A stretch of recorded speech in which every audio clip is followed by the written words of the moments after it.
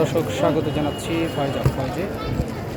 আপনারা দেখতে পাচ্ছেন এই মুহূর্তে আমি দাঁড়িয়ে আছি রাজধানীর চাঁদপুর এলাকায়, যেখানে কিছুক্ষণ আগে থেমে ত্রিমুখী সংঘর্ষ হয়েছিল।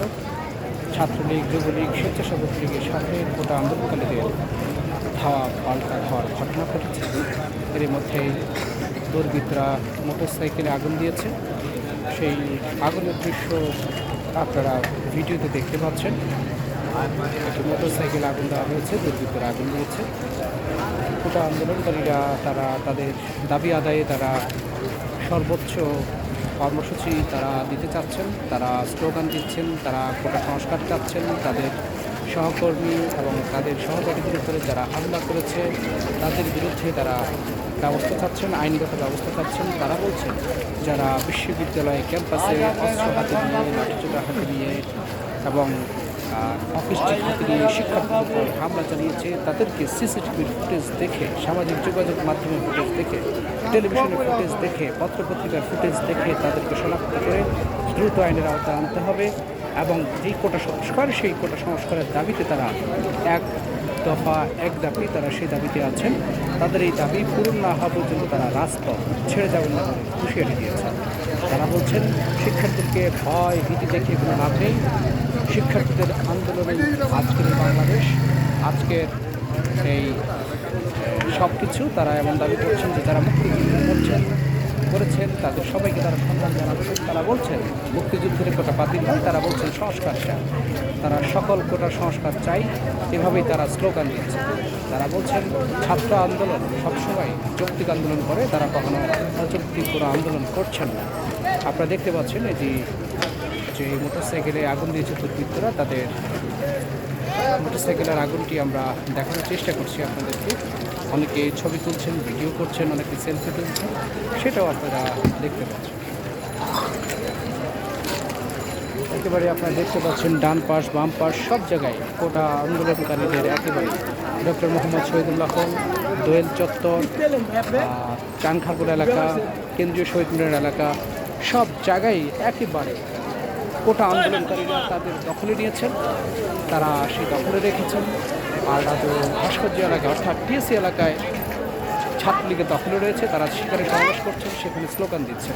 এরই মধ্যেই কোটা আন্দোলনেই সারা দেশের 5 জন এর নিহতের খবর পাওয়া গেছে। চট্টগ্রামে বিজিবি আইন শৃঙ্খলা নিয়ন্ত্রণে বিজিবি মোতায়েন করা হয়েছে এবং রংপুরে বিজিবি মোতায়েন করা হয়েছে।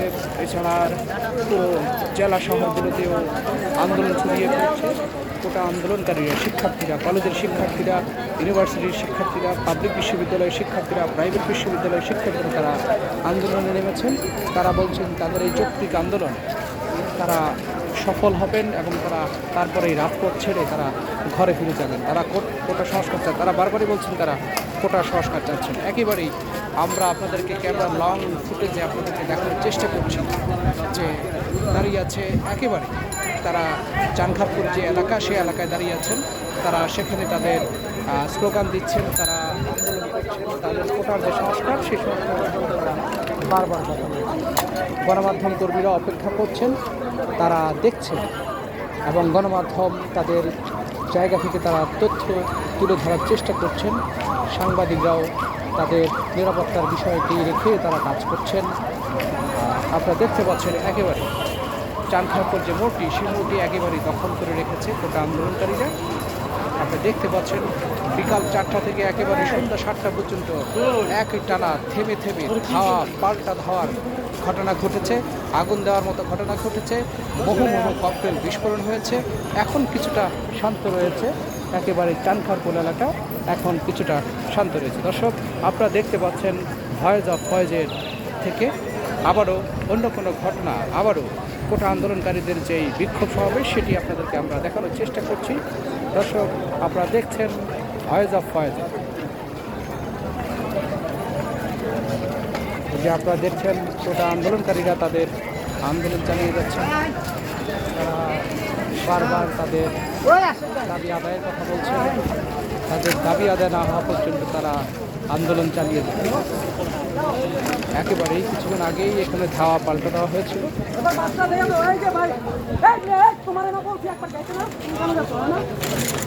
তোমার না বললাম যাইতে না, নিষেধ করছিলাম না।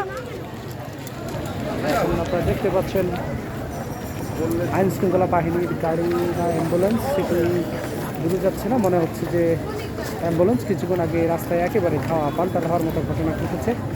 ইট পাটকেল একেবারে সব কিছু দেখা যাচ্ছে। আপনারা দেখতে পাচ্ছেন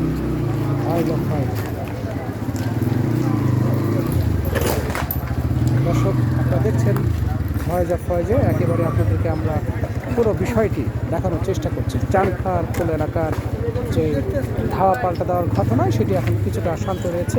এর আগে থেমে থেমে ধাওয়া পাল্টা দেওয়ার ঘটনা ঘটেছে।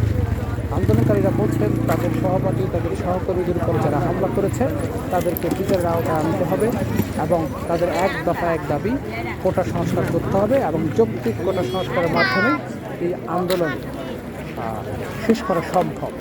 এরই মধ্যে আমরা দেখছি ধাওয়া পাল্টা দেওয়া শেষ হওয়ার পর দু একজন পুলিশ সদস্যকে আমরা দেখতে পাচ্ছি, তাও তারা একদম দূরে দাঁড়িয়ে তারা ভালো সময় কাটাচ্ছেন এবং কিছু ছবি তুলে তারা তাদের ঊর্ধ্বতন কর্মকর্তাদেরকে পাঠাচ্ছেন যে আসলে পরিস্থিতি কী হয়েছে সেটি আমরা আপনাদেরকে দেখানোর চেষ্টা করছি। দর্শক, আপনারা দেখছেন ভয়েস অফ ভয়েস। এখানে দেখতে পাচ্ছেন আপনারা কোটা আন্দোলনকারীরা চানখার এলাকা পুরো দখল করে রেখেছে, সেটা আপনাদেরকে আমরা দেখিয়েছি এবং দেখানোর চেষ্টা করেছি। দর্শক, ভয়েস অফ ভয়েসের সঙ্গে থাকুন, আবারও দেখা হবে অন্য কোনো বিষয়।